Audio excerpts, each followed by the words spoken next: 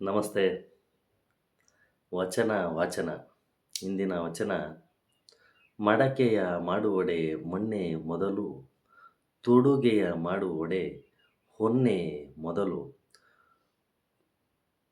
ಶಿವ ಪಥವ ನರಿವರೆ ಗುರುಪಥವೇ ಮೊದಲು, ಕೂಡಲ ಸಂಗಮ ದೇವ ನರಿವರೆ ಶರಣ ಸಂಘವೇ ಮೊದಲು. ಅಂದರೆ ಮಡಕೆಯ ಮಾಡುವೊಡೆ ಮಣ್ಣೆ ಮೊದಲು. ಮಡಕೆ ಮಾಡಬೇಕು ಅಂದರೆ ಏನು ಬೇಕಾಗುತ್ತೆ? ಮೂಲಭೂತವಾಗಿ ಮೊದಲನೇದು ಮಣ್ಣೇ ಬೇಕು. ಮಣ್ಣು, ನೀರು, ಬೆಂಕಿ ಮತ್ತು ಹದ ಮಾಡುವಂಥ ಒಬ್ಬ ಕುಂಬಾರ, ಅದು ಮತ್ತು ಒಂದು ಚಕ್ರ, ಒಂದು ಕೋಲು ಎಲ್ಲ ಬೇಕಾಗುತ್ತೆ. ಅದಕ್ಕೆ ಮೊದಲನೇದು ಬೇಕಾಗಿರೋದು, ಮಡಕೆ ಮಾಡೋಕ್ಕೆ ಮೊದಲೇ ಬೇಕಾಗಿರೋದೇ ಮಣ್ಣು.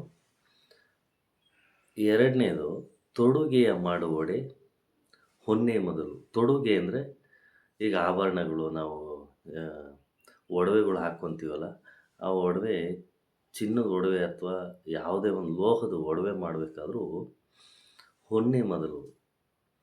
ಅಂದರೆ ಆಕಾರ ಬರಬೇಕು ಅಂದರೆ ಅದಕ್ಕೆ ಎಲ್ಲ ಬೇರೆ ಸಣ್ಣ ಪುಟ್ಟ ರಾಸಾಯನಿಕ ಪದಾರ್ಥಗಳು ಅದು ಇದು ಎಲ್ಲ ಹಾಕಿ ಮಾಡ್ತಾರೆ. ಕಸೂತಿ ಕೆಲಸ ಅಂತಾರೆ, ಅದನ್ನೆಲ್ಲ ಮಾಡ್ತಾರೆ. ಬಟ್ ಅದನ್ನು ಮಾಡಬೇಕು ಅಂದ್ರೆ ಮೂಲ ಬಂದು ಹೊನ್ನು, ಚಿನ್ನ ಇರಬೇಕು. ಒಡವೆ ಮಾಡೋಕ್ಕೆ ಮೂಲ ಚಿನ್ನ ಇರಬೇಕು. ಒಡವೆ ಇಲ್ಲ ಅಂದರೆ ಚಿನ್ನ ಆಗಲ್ಲ. ಸೊ ಹಾಗೆ ಶಿವ ಪತಿವ ನರಿವರೆ ಕುರುಪಥವೇ ಮೊದಲು. ಅಂದರೆ ನಮಗೆ ಶಿವ ಸಾನ್ನಿಧ್ಯ ಸಿಗಬೇಕು ಅಂದರೆ ಒಂದು ಗುರು ಮೊದಲಾಗಿರಬೇಕು. ಗುರುವಿನ ಮಾರ್ಗದರ್ಶನ ಇರಬೇಕು, ಗುರುವಿನ ದೀಕ್ಷೆ ಇರಬೇಕು. ಅದೇ ಥರ ಕೂಡಲ ಸಂಗಮ ದೇವನರಿವಂಗೆ ಶರಣ ಸಂಘವೇ ಮೊದಲು. ಕೂಡಲ ಸಂಗಮ ಅಂದರೆ ಭಗವಂತ, ಬೇರೆ ಯಾರೂ ಅಲ್ಲ, ಎಲ್ಲರಿಗೂ ಬೇಕಾಗಿರೋ ದೇವರು, ಅವರವ್ರ ಧರ್ಮದ ದೇವರು.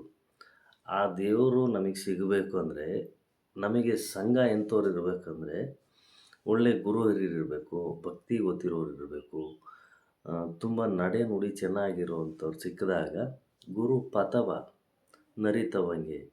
ಗುರು ಪಥ ಅಂದರೆ ಗುರುವಿನ ಹಾದಿಯಲ್ಲಿ ನಡೆದು ಹೋದರೆ ಭಗವಂತನ ಸಾನ್ನಿಧ್ಯ ಸಿಗುತ್ತೆ ಅಂತ ಈ ವಚನದ ಅರ್ಥ.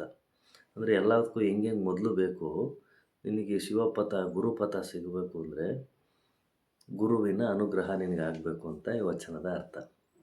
ಧನ್ಯವಾದ. ಶರಣು ಶರಣಯ್ಯ.